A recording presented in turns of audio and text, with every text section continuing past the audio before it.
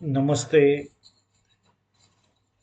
Net आणि set परीक्षा देणाऱ्या ग्रंथालय आणि माहितीशास्त्रातील सर्व विद्यार्थ्यांचे मी डॉक्टर सुधीर रामदास नगरकर या ठिकाणी आपले स्वागत करीत आहे. तर library and information science paper 2 मध्ये 10 युनिट असतात. 10 युनिटमधील पहिलं जे युनिट आहे इन्फॉर्मेशन, ते पहिल्या युनिटमधील इन्फॉर्मेशन हे युनिट आपण या ठिकाणी पाहणार आहोत. पहिल्या 10 युनिटमध्ये एकूण 10 युनिट कसे लक्षात ठेवायचे या ठिकाणी आपण एक स्मार्ट क्लुप्ती या ठिकाणी बनवलेली आहे पहा. ILSSOMT म्हणजे काय? I for information, L for laws legislations, S for sources, S for services, O for organisation of knowledge,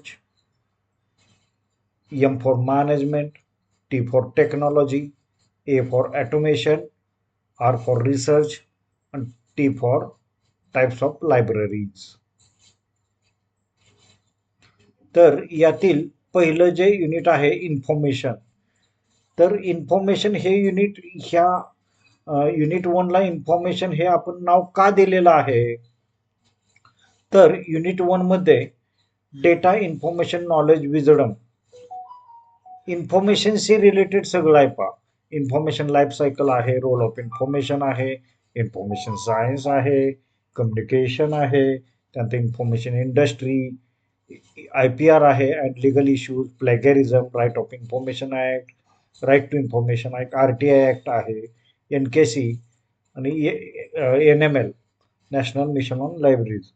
तर या ठिकाणी युनिट 1 हे इन्फॉर्मेशनशी रिलेटेड असल्यामुळं या ठिकाणी आपण या युनिटचं नाव इन्फॉर्मेशन असं दिलेलं आहे पहा. तर यातील 1 नंबरचा आहे डेटा, इन्फॉर्मेशन, नॉलेज आणि विजडम. तर पहिला जो शब्द आहे डेटा, तो या ठिकाणी आपण पाहणार आहोत. तर data, information, knowledge and wisdom. तर डेटा म्हणजे काय? What is data? डेटा म्हणजे संगणकावर साठवली जाणारी माहितीची मूलभूत एकक, त्याला डेटा म्हणून ओळखले जाते.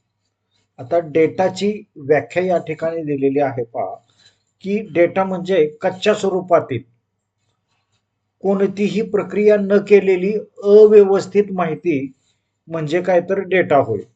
ही माहिती अजून त्या माहितीचे विश्लेषण किंवा अर्थ लावण्यासाठी तयार नसते. म्हणजे असंघटित स्वरूपाची जी माहिती असते त्याला कच्च्या स्वरूपातला कच्च्या स्वरूपातली जी माहिती असते त्याला डेटा असं म्हटलं जातं. म्हणजे आता या ठिकाणी आपण डेटा म्हणजे काय हे आपण पाहिलेलं आहे पहा. त्यानंतर डेटाची वैशिष्ट्य काय आहेत? तर डेटाची वैशिष्ट्ये, डेटा कच्च्या स्वरूपात असतो, त्यावर कोणतीही प्रक्रिया प्रोसेसिंग केलेली नसते, ती डेटा असतो तो अव्यवस्थित असतो म्हणजे अनऑर्गनायझड असतो. त्यानंतर डेटा नंतर प्रक्रिया करून माहितीमध्ये रूपांतर होते किंवा माहिती तयार होते. जे प्रोसेस्ड डेटाला काय म्हटलं जातं? तर इन्फॉर्मेशन असं म्हटलं जातं. आता डेटा हा विविध घटकांपासून बनलेला असतो. तर कोणत्या घटकांपासून बनलेला असतो? तर तो प्रयोगांती म्हणजे एक्सपेरिमेंट्सच्या माध्यमातून तो बनला जातो. निरीक्षण, ऑब्झर्वेशन्स नोंदवल्यानंतरही डेटा तयार होतो. आकडेवारीतून डेटा तयार होतो, नंबर्समधून, किंवा चित्रे, इमेजेसमधून डेटा तयार होतो, शब्द, वर्ड्समधून तयार होतो आणि चिन्हांमधून डेटा तयार होतो. तर एक्झाम्पल ऑफ डेटा, या ठिकाणी एक एक्झाम्पल दिलेलं आहे पहा, की 12 ऑगस्ट 12/08/1892 असा एक आकडा दिलेला आहे. तर हा कच्च्या स्वरूपात नसते आकडे आहेत न्यूमरिकल मध्ये, तर त्यामुळं याला डेटा असं म्हटलं जातं. मात्र त्या ठिकाणी 12/08/1892, 12 ऑगस्ट 1892 असं जर आपण त्याचं मध्ये एक डॅश टाकून जर ही तारीख आपण दिनांक असा हे केला, तर 12 ऑगस्ट 1892 साली काय झालं होतं, तर डॉक्टर एस आर रंगनाथन यांचा जन्म झाला होता. म्हणजे या डेटाचं रूपांतर एका जन्मतारखेत झालं. आणि डॉक्टर एस आर रंगनाथन हे ग्रंथालय शास्त्राचे प्रणेते होते. Father of library and information science in India असं त्यांना ओळखलं जातं. त्यामुळे भारतामध्ये डॉक्टर एस आर रंगनाथन यांचा जन्मदिवस लायब्ररियन्स डे म्हणून साजरा केला जातो. म्हणजे वरील जे सर्व घटक आहेत ते स्वतंत्रपणे डेटा असतात, पण जेव्हा त्याला अर्थपूर्ण पद्धतीने एकत्र केले जाते, तेव्हा ती इन्फॉर्मेशन तयार होते. म्हणजे लायब्ररियन्स डे हा 12 ऑगस्ट 1892 साजरा केला जातो. ही झाली इन्फॉर्मेशन. तर या ठिकाणी विद्यार्थी माहिती तक्ता किंवा डेटा चार्टचं एक एक्झाम्पल दिलेलं आहे पहा. इथं रोल नंबर दिलेला आहे, स्टुडंट नेम दिलेत, सब्जेक्ट दिलेत, मार्क्स दिलेत, अटेंडन्स आणि ग्रेड हे दिलेलं आहे. तर या ठिकाणी हे एक डेटा चार्टचं एक्झाम्पल आहे पहा. तर यामध्ये कोणत्या प्रकारचा डेटा आहे, तर रोल नंबर म्हणजे काय तर संख्यात्मक डेटा आहे. स्टुडंट नेम म्हणजे काय तर मजकुराचा डेटा आहे. त्यानंतर सब्जेक्ट नेम हे वर्गीकृत डेटा आहे. या ठिकाणी सब्जेक्ट वर्गीकृत दिलेले आहेत, इंग्लिश, मराठी, सायन्स, मॅथमॅटिक्स किंवा हिस्ट्री हे वर्गीकृत डेटा झाला. त्यानंतर अटेंडन्स ही टक्केवारी डेटा दिलेला आहे पहा. आणि ग्रेड जो आहे श्रेणी डेटा या ठिकाणी दिलेला आहे, म्हणजे ग्रेडमध्ये. तर या तक्त्यातील सर्व स्वतंत्र घटक म्हणजे नाव, क्रमांक, गुण, ग्रेड हा डेटा आहे. मात्र जेव्हा आपण या डेटाचा अर्थ असा लावतो की त्या विद्यार्थ्याला जास्त गुण मिळालेले आहेत, तेव्हा ती माहिती बनते. आता या टेबलमधून कोणत्या विद्यार्थ्याला जास्त गुण मिळालेले, तरी 91 पूजा देशमुख यांना मॅथमॅटिक्समध्ये 91 गुण मिळालेले, त्यांना ए ग्रेड मिळालेली आहे. ही झाली माहिती. म्हणजे टेबलमध्ये असणारा जो डेटा आहे त्याच्यातून आपण जे निष्कर्ष काढतो त्याला किंवा डेटाचा अनालिसिस करतो त्याला आपण काय म्हणतो, तर माहिती असं म्हणतो.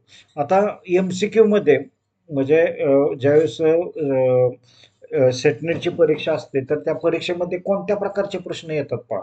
तर डेटा म्हणजे काय, प्रक्रिया केलेली माहिती, कच्च्या स्वरूपातील माहिती, संगणक प्रोग्राम का अहवाल. आता ह्या प्रश्नाचं उत्तर काय आहे विद्यार्थ्यांनी. आता मी मगाशी सांगितलं की डेटा म्हणजे काय, तर कच्च्या स्वरूपातील माहिती. तर डेटा म्हणजे कच्च्या स्वरूपातील माहिती आणि प्रोसेसर डेटाला माहिती असं म्हटलं जातं. तर योग्य उत्तर आहे ते बी आहे पहा. आता दुसरा प्रश्न आहे इथं या ठिकाणी दिलेला. या ठिकाणी आपण डेटावरचे जे विचारले जाणारे महत्वाचे प्रश्न आहेत ते आपण या ठिकाणी पाहत आहोत. की डेटा प्रक्रिया केल्यानंतर काय तयार होते, ज्ञान तयार होते, माहिती तयार होते, आकडेवारी तयार होते का चित्र तयार होते. या ठिकाणी मगाशी आपण पाहिलेलं आहे पहा की डेटा वर प्रक्रिया केल्यानंतर माहिती तयार होते. म्हणजे बी हे उत्तर या ठिकाणी बरोबर दिलेलं आहे पहा. तर खालीलपैकी प्रश्न तिसरा, खालीलपैकी कोणता डेटाचा प्रकार आहे, मजकूर, संख्या, चित्र. आता मजकुराच्या स्वरूपात डेटा असतो, संख्येच्या स्वरूपात असतो, चित्र स्वरूपात असतो. त्यामुळं या प्रश्नाचे उत्तर जे आहे ते वरील सर्व डी हे उत्तर या ठिकाणी बरोबर आहे पहा. त्यानंतर चौथं जे आहे, राहुल आणि स्नेहा हे कोणत्या प्रकारचा डेटा आहे. आता संख्यात्मक, मजकूर, आकडेवारी आणि ग्राफ. संख्यात्मक नाहीये, आकडेवारी नाही आणि ग्राफ पण नाही, तर मजकूर स्वरूपात हा डेटा आहे राहुल आणि स्नेहा. म्हणजे असे प्रश्न विचारले जातात, पण त्यावेळेला आपल्याला ॲक्युरेट उत्तर त्याचं देता आलं पाहिजे. आता हे सुद्धा तसाच एक प्रश्न आहे पहा की 85, 90, 75 हे कोणत्या प्रकारचा डेटा आहे. तर मजकूर नाही आहे, चित्र नाही आहे, चिन्ह नाही आहे, संख्यात्मक डेटा आहे. सी हे उत्तर या ठिकाणी बरोबर आहे पहा. तर डेटा हा कसा असतो, प्रक्रिया केलेला असतो का, संघटित असतो का, कच्चा व अव्यवस्थित असतो किंवा विश्लेषित असतो. तर डेटा हा कच्चा व अव्यवस्थित असतो पहा. त्यामुळं सी हे उत्तर या ठिकाणी बरोबर आहे. ABC ग्रेड हा कोणत्या प्रकारचा डेटा आहे. आता संख्यात्मक डेटा आहे, मजकूर आहे, वर्गीकरण आहे का आकडेवारी आहे. तर ABCD ग्रेड. आता ही तर कॅटेगरी केलेली असते की बाबा 60% पुढं ए ग्रेड मिळालेले आहे, 50% पुढं बी मिळालेलं आहे, 50च्या आतमध्ये सी ग्रेड. तर त्यामुळं वर्गीकरण केल्यामुळं हा वर्गीकरण केलेला वर्गीकरण प्रकारचा डेटा या ठिकाणी ग्रेडमध्ये दिलेला असतो पहा. त्यामुळे हे याचं उत्तर आहे सी. तर प्रश्न क्रमांक 8वा, डेटाचे मुख्य उद्दिष्ट काय आहे? आता डेटाचे मुख्य उद्दिष्ट काय आहे? तर मनोरंजन आहे का, माहिती तयार करणे का, चित्र तयार करणे का, खेळ खेळणे?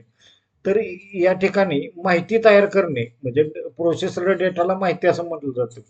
तर या ठिकाणी माहिती तयार करणे, बी हे ऑप्शन या ठिकाणी बरोबर आहे पहा. त्यानंतर संगणकात डेटा कुठे साठवला जातो? आता हे अतिशय चांगला उत्तम प्रकारचा प्रश्न आहे पहा, की सीपीयू सेंट्रल प्रोसेसिंग युनिट. आता सीपीयू मध्ये फक्त डेटा साठवला जातो का? तर सीपीयू मध्ये अनेक प्रकारचे पार्ट असतात. त्यामध्ये मेमरी किंवा स्टोरेज युनिट असते पहा. तर मेमरी आणि स्टोरेज युनिट मध्ये डेटा साठवला जातो. कीबोर्ड हे इनपुट डिव्हाइस आहे किंवा माऊस पण इनपुट डिव्हाइस आहे. तर मेमरी आणि स्टोरेज बी हे उत्तर या ठिकाणी बरोबर आहे, की संगणकात मेमरी किंवा स्टोरेजमध्ये डेटा साठवला जातो. त्यामध्ये प्रायमरी मेमरी, सेकंडरी मेमरी वगैरे असते. आता खालीलपैकी डेटाचे उदाहरण कोणते? आता इथे एक तारीख दिलेली आहे, लायब्ररी हा शब्द दिलेला आहे, ₹200 आणि वरील सर्व. तर हे सर्व कच्च्या स्वरूपात आहे, त्यामुळं हा डेटाचे उदाहरण आहे पहा. नंतर data is raw facts and figures ही संकल्पना कोणत्या स्तराशी संबंधित आहे? आता information level, knowledge level, data level आणि विजडम लेवल. तर डेटा इज रॉ फॅक्ट्स म्हणजे कच्च्या स्वरूपातले जे माहिती असते त्याला काय म्हटलं जातं, तर डेटा लेवल असं म्हटलं जातं. त्यामुळं सी हे उत्तर या ठिकाणी बरोबर. प्रश्न क्रमांक 12, खालीलपैकी कोणता डेटा क्वालिटेटिव्ह डेटामध्ये मोडतो? आता इथं 45, 75, 78, 90 असा आकडा दिलेला आहे. उंची सेंटीमीटर मध्ये दिलेला आहे, रंग, नाव आणि वर्ग, आणि वजन किलोग्राम मध्ये. म्हणजे या ठिकाणी रंग, नाव आणि वर्ग जो आहे तो क्वालिटेटिव्ह डेटा आहे पहा. तर हे आपल्याला ओळखायला आलं पाहिजे. रंग, रंगामध्ये क्वालिटी असते, नावामध्ये असते, वर्गामध्ये असते. त्यामुळे क्वालिटेटिव्ह डेटा हा सी हे याचं उत्तर आहे पहा. नंतर मेटा डेटा म्हणजे काय? मेटा डेटाची व्याख्या काय, तर it is data about data. म्हणजे हा मेटा डेटा म्हणजे मोठा डेटा संच, डेटाबद्दलची माहिती. तर बी डेटा बद्दलची माहिती देणारा डेटा म्हणजे काय, तर मेटा डेटा असं म्हटलं जातं. म्हणजे बी हा ऑप्शन या ठिकाणी बरोबर होतं. हा संगणक प्रोग्राम नाही किंवा आकडेवारी पण नाहीये. तर याचं उत्तर आहे बी, मेटा डेटा बद्दलची माहिती सांगणारा डेटा म्हणजे मेटा डेटा असं म्हटलं जातं. आता लायब्ररी सायन्समध्ये डेटा प्रोसेसिंग म्हणजे काय? आता डेटा नष्ट करणे म्हणजे डेटा प्रोसेसिंग नाही. डेटा साठवणं, फक्त साठवणं म्हणजे आहे का? नाहीये, डेटा प्रोसेसिंग नाहीये. डेटाचे विश्लेषण करणे आणि रूपांतर करणे म्हणजे डेटा प्रोसेसिंग असं म्हटलं जातं. म्हणजे डेटा टाईप करणं म्हणजे पण नाहीये. म्हणजे सी हा ऑप्शन या ठिकाणी डेटाचे विश्लेषण करणे, डेटाचे रूपांतर करणे म्हणजे डेटा प्रोसेसिंग प्रक्रिया ही म्हटलं जातं. त्यानंतर पुढचा प्रश्न आहे 15, खालीलपैकी कोणता प्रायमरी डेटाचा स्रोत आहे? पुस्तक, जर्नल, सर्वेक्षण आणि अहवाल. या ठिकाणी अतिशय सोपं प्रश्न आहे पाहिजे. सर्वे केला जातो आणि प्रायमरी डेटा गोळा केला जातो, त्यामुळे सर्वेक्षण हे याचं उत्तर आहे सी. त्यानंतर बिग डेटाचे मुख्य वैशिष्ट्य काय आहे? आता बिग डेटा म्हणजे काय, तर लहान डेटा संच आहे का? नाही. फक्त मजकूर आहे का? नाहीये. किंवा फक्त आकडे आहे का? नाहीये. तर बिग डेटा म्हणजे काय, तर प्रचंड प्रमाण असणारा डेटा, वेग असणारा डेटा आणि त्या डेटामध्ये विविधता असते. जसं की सध्या या काळामध्ये चॅट जीपीटी, जेमिनाय, आर्टिफिशियल इंटेलिजन्सचे जे टूल्स आहेत त्यामध्ये बिग डेटा साठवलेला असतो आणि त्याच्यामध्ये खूप मोठ्या प्रमाणात तो साठवलेला असतो. त्यामुळे पिन पॉइंटेड इन्फॉर्मेशन मिळण्यासाठी त्याचा खूप मोठ्या प्रमाणात उपयोग केला जातो. आता या ठिकाणी 17वा प्रश्न आहे पहा. स्ट्रक्चर्ड डेटाचे उदाहरण कोणते? Video, audio, database table, social media post. तर या ठिकाणी डेटाबेस टेबल हे टेबलमध्ये जो स्ट्रक्चर्ड दिलेला असतो त्याला स्ट्रक्चर्ड डेटा असं म्हटलं जातं. त्यामुळे हे डायरेक्ट पर्याय वाचल्यानंतर सुद्धा आपल्याला समजतं की व्हिडिओ नाहीये, ऑडिओ नाही किंवा सोशल मीडिया नाहीये. ह्याचं डेटाबेस टेबल हे उत्तर आहे. आता पुढचा प्रश्न आहे अनस्ट्रक्चर्ड डेटा म्हणजे जे स्ट्रक्चरमध्ये नाहीये असा डेटा कुठला? तर Excel table, database, text, image, video आणि न्यूमरिक डेटा. आता याच्यामध्ये टेक्स्ट आणि इमेज आणि व्हिडिओ जे आहे तो अनस्ट्रक्चर्ड डेटा असतो. टेक्स्ट स्वरूपात असतो, इमेज स्वरूपात असतो, व्हिडिओ स्वरूपात असतो.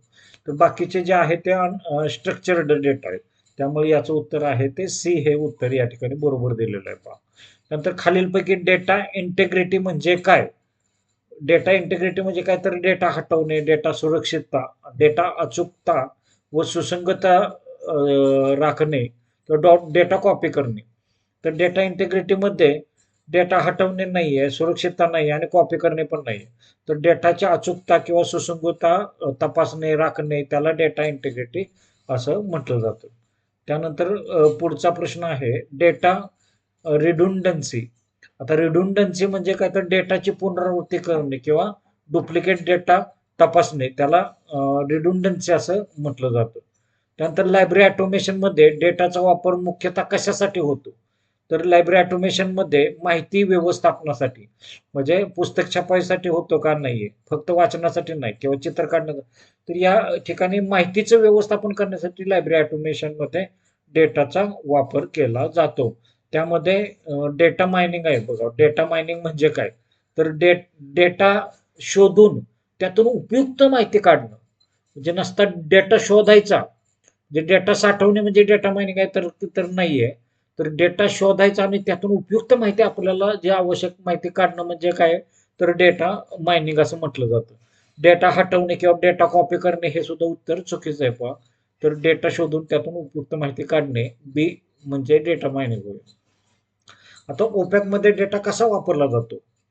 ओपॅक म्हणजे काय तर ऑनलाईन पब्लिक ऍक्सेस कॅटलॉग हे ग्रंथालयामध्ये आपण ILMS integrated library management software वापरत असतो. त्याच्यामध्ये ओपॅक ही सुविधा दिलेली असते म्हणजे डेटा सर्च करण्यासाठी. जसं की ऑथरनुसार, टायटलनुसार किंवा पब्लिशरनुसार आपण पुस्तकाचा शोध घेतो. म्हणजे काय तर आता ओपॅक मध्ये डेटा कसा वापरला जातो तर मनोरंजनासाठी वापरला जातो का तर नाहीये. पुस्तक शोधण्यासाठी वापरला जातो. चित्र काढण्यासाठी आणि गेम खेळण्यासाठी नाही वापरला जातो. त्यामुळं याचं उत्तर आहे बी. पुस्तक शोधण्यासाठी डेटा वापरला जातो. तर अशा प्रकारे आपण युनिट 1 मधील इन्फॉर्मेशन मधील पहिला जो शब्द आहे डेटा तो या ठिकाणी पूर्णपणे या ठिकाणी इन्फॉर्मेशन आपण पाहिलेले आहे की डेटा म्हणजे काय, डेटाचे घटक कुठले असतात किंवा डेटाचे वैशिष्ट्य काय आहेत, डेटाचं उदाहरण काय आहे आणि डेटाचं रूपांतर इन्फॉर्मेशन मध्ये कसं होतं किंवा कच्च्या स्वरूपातील डेटा जो आहे त्याचा लायब्ररी सायन्समध्ये कसा वापर होतो आणि नेटसेटच्या दृष्टिकोनातून उपयुक्त असणारे प्रश्न उत्तर सुद्धा या ठिकाणी आपण पाहिलेले आहेत. Thank you very much.